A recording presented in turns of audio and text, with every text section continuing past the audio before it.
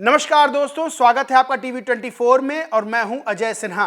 दोस्तों, वक्फ संशोधन bill BJP के लिए गले की फांस बनता जा रहा है। यानी केंद्र की मोदी सरकार पर संकट के बादल मंडराने लगे हैं और संकट के बादल मंडरा रहे हैं बीजेपी के ही साथियों की तरफ से। यानी कि केंद्र में मोदी सरकार दो बैसाखियों पे चल रही है। एक बैसाखी नीतीश कुमार, दूसरी बैसाखी चंद्रबाबू नायडू। और वक्फ संशोधन बिल ऐसी फांस बना हुआ बीजेपी के लिए जो सीधे तौर पर बीजेपी सरकार के लिए आने वाले दिनों में खतरा बनने वाला है। दरअसल नीतीश कुमार और चंद्रबाबू नायडू को लेकर जो खबरें सामने आ रही हैं वो बीजेपी के लिए बहुत भारी साबित हो सकती हैं। खबरें आ रही हैं कि नीतीश कुमार और चंद्रबाबू नायडू क्या मोदी सरकार से समर्थन वापस ले लेंगे, क्योंकि एक बहुत बड़ी बैठक हुई, बहुत बड़ी मीटिंग हुई, बहुत बड़ी सभा हुई दिल्ली में वक्फ संशोधन बिल को लेकर। और उस बैठक में, उस सभा में सीधे तौर पर टीडीपी की तरफ से जो बयान सामने आया है और जिस तरह से उस सभा में नीतीश कुमार को लेकर वादा किया गया है, दावा किया गया है, उसने सीधे तौर पर बीजेपी के नेताओं की नींद उड़ा रखी है।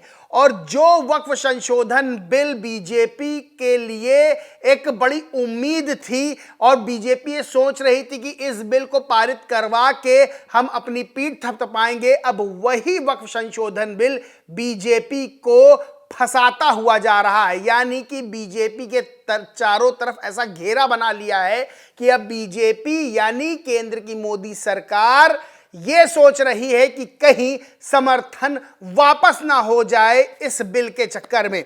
दरअसल खबर क्या है मैं आपको बताता हूं। एबीपी न्यूज की खबर है, लिखा है चंद्रबाबू नायडू और नीतीश कुमार वापस लेंगे मोदी सरकार से समर्थन।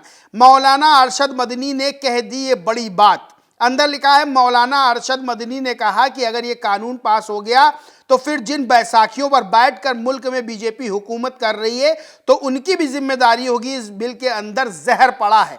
वहीं इंडिया टीवी खबर है, लिखा है वक्फ संशोधन बिल के खिलाफ रैली में शामिल होंगे नीतीश कुमार। जमीयत उलेमा हिंद ने बनाया सरकार को घेरने का प्लान। अंदर लिखा है दिल्ली में वक्फ संशोधन बिल के खिलाफ जमीयत उलेमा हिंद ने संविधान संरक्षण सम्मेलन आयोजित किया। इसमें हजारों लोग इकट्ठा हुए। सम्मेलन के बाद दावा किया गया कि वक्फ संशोधन बिल के खिलाफ रैली में नीतीश कुमार शामिल होंगे। जी सलाम खबर है। देखिए, खबरों का बाजार गर्म है और किस तरह से साफ तौर पर खबरें इशारा कर रही हैं कि वक्फ संशोधन बिल को लेकर मोदी सरकार कथित तौर पर अब घिरती जा रही है। जी सलाम की खबर है, लिखा है वक्फ अमेंडमेंट बिल 2024 जमीयत ने सरकार को घेरने का बनाया प्लान। नीतीश कुमार रैली में होंगे शामिल। अंदर लिखा है जमीयत उलेमा हिंद ने रविवार को वक्फ अमेंडमेंट बिल के खिलाफ 24 नवंबर को पटना में भी एक रैली आयोजित करने जा रही है। जमीयत ने दावा किया कि इस रैली में मुख्यमंत्री नीतीश कुमार भी शामिल होंगे। जमीयत के इस दावे के बाद सियासत गर्मा गई है। अब दरअसल जो इंदिरा गांधी स्टेडियम में जमीयत उलेमा ने बैठक की थी, सभा की थी, उसमें हजारों लोग, लाखों लोग शामिल हुए। उसमें एक बड़े नेता शामिल हुए, क्योंकि चर्चाएं क्यों हैं? आग लगी है तो अगर आग लगी है तभी धुआं उठ रहा है, ऐसे तो धुआं उठेगा नहीं। अब ये चर्चाएं क्यों हो रही हैं कि मोदी सरकार से नीतीश या नायडू समर्थन वापस ले सकते हैं।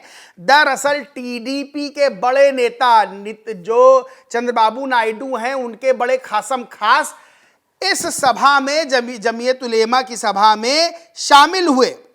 और सबसे बड़ी बात क्या है कि इस बैठक में शामिल होने के बाद उन्होंने एक बयान दिया। बयान क्या है वो भी आपको मैं बताता हूं।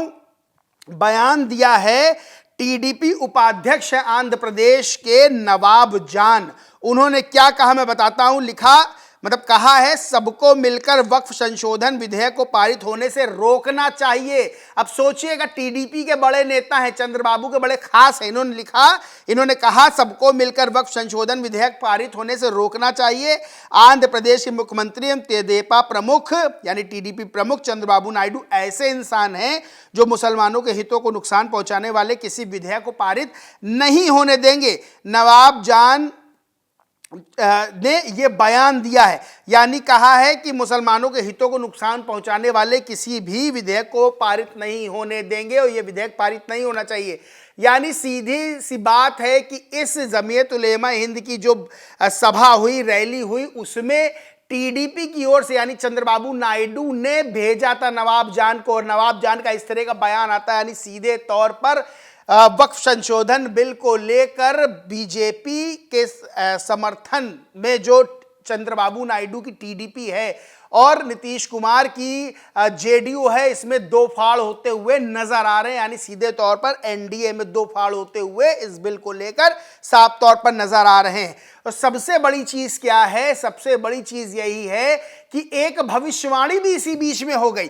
भविष्यवाणी किसने की है, क्यों की है, मैं आपको बताता हूं। दरअसल एस्ट्रोलॉजर हैं विवेक त्रिपाठी, उन्होंने इसी बीच एक भविष्यवाणी कर दी। भविष्यवाणी करके कह दिया है कि मोदी सरकार अपने कार्यकाल पूरा करने से लगभग 2.5 साल पहले ही गिर जाएगी, यानी कि आधा कार्यकाल यानी 2027 तक के चल पाएगी, उसके बाद मोदी सरकार गिर जाएगी। और विवेक त्रिपाठी ने भविष्यवाणी करते हुए एक पॉडकास्ट में भविष्यवाणी की है, जिसके बाद ये भविष्यवाणी विवेक त्रिपाठी का वो जो पॉडकास्ट है, इंटरव्यू है, वो सोशल मीडिया पे बहुत ज्यादा वायरल हो गया है। अब इसमें एक जिज्ञासा है नाम का ट्विटर पेज है, उसने लिखा है नरेंद्र मोदी तीसरा कार्यकाल पूरा नहीं कर पाएंगे। दो भविष्यवाणियां इस साथ और की हैं।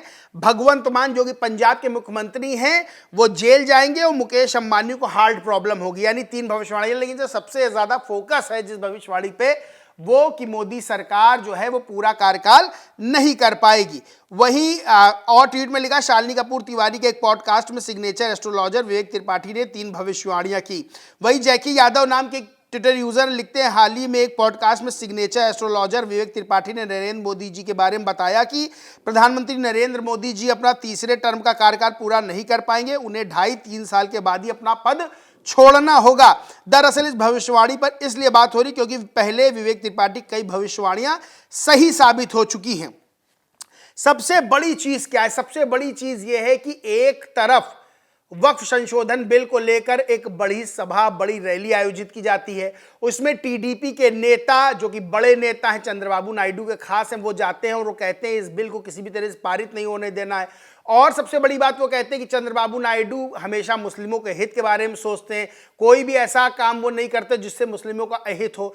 वहीं जमीयत उलेमा हिंद की तरफ से ये दावा किया गया है कि जो अब 24 नवंबर को एक रैली होनी है पटना में, उसमें खुद मुख्यमंत्री, बिहार के मुख्यमंत्री नीतीश कुमार शामिल होंगे। यानी एक तरफ बीजेपी वक्फ संशोधन बिल लाती है, उसको पारित करवाना चाहती, दूसरी तरफ बीजेपी की जो 2 बैसाखियां हैं, यानी 2 जो कह सकते हैं मजबूत साथी हैं जो उनकी सरकार चला रहे हैं, वो दोनों ही इस बिल के खिलाफ नजर आ रहे हैं। तो ऐसे में क्या ये बिल बीजेपी सरकार को संकट में ला सकता है, मोदी सरकार को गिरा सकता है? क्योंकि अगर नीतीश कुमार की बात कर ले तो नीतीश कुमार कितनी बार इधर से उधर हुए, वो किसी छुपा नहीं है। यानी वो जहां देखते हैं कि भाई गड़बड़ है मामला, वहां तुरंत पलटी मारते हैं। वहीं चंद्रबाबू नायडू भी कई बार बीजेपी से नाराज हो चुके हैं। तो बड़ी बात यह, बड़ा सवाल यह कि क्या ये वक्फ संशोधन बिल बीजेपी की केंद्र सरकार पर संकट के बादल मंडराता हुआ जा रहा है, गहराता जा रहा है। वहीं सबसे बड़ी चीज ये है कि एस्ट्रोलॉजर का भविष्यवाणी कर देना कि प्रधानमंत्री नरेंद्र मोदी अपने आधा टर्म पूरा करके, यानी जब उनका 2.5-3 साल बचेंगे उससे पहले ही वो जो है वो पद से हट जाएंगे, यानी प्रधानमंत्री पद से हट जाएंगे। तो ऐसी भविष्यवाणी और इस तरह की चीजें, यानी वक्फ संशोधन बिल को लेकर इतनी बड़ी रैली होना और वहां टीडीपी के नेता का बयान शामिल होकर बयान देना, नीतीश कुमार को लेकर दावा किया जाना कि नीतीश कुमार भी उस सभा में शामिल होंगे, उस रैली में शामिल होंगे। सबसे बड़ी चीज यह है कि अगर ऐसा कुछ होता है, अगर इस बिल को लेकर नायडू और नीतीश के विचार या बयान या उनके कदम बीजेपी से अलग होते हैं, तो ये समझ लीजिए कि केंद्र में मोदी सरकार पर संकट के बादल मंडराने लगेंगे। वही विवेक त्रिपाठी की भविष्यवाणी अब सोशल मीडिया पर बहुत वायरल हो रही है और इसके पीछे तरह तरह के तर्क भी दिए जा रहे हैं और यह कहा जा रहा है कि इससे पहले विवेक त्रिपाठी की जो भविष्यवाणियां हैं वो काफी हद तक सही रही हैं। तो सवाल ये खड़े होते हैं, क्या ये भविष्यवाणी सही साबित होगी या गलत साबित होगी, ये तो आने वाला वक्त बताएगा। लेकिन वक्फ संशोधन बिल जो है वो मोदी सरकार के लिए गले की फांस के तौर पर बनता हुआ नजर आ रहा है। बहरहाल आप लोगों का इस पूरे मामले पर क्या कुछ कहना है कमेंट करके जरूर बताएं। वीडियो अच्छा लगा हो तो लाइक करें, शेयर करें और चैनल को सब्सक्राइब नहीं किया तो सब्सक्राइब करके बेल आइकन जरूर दबा लें। धन्यवाद।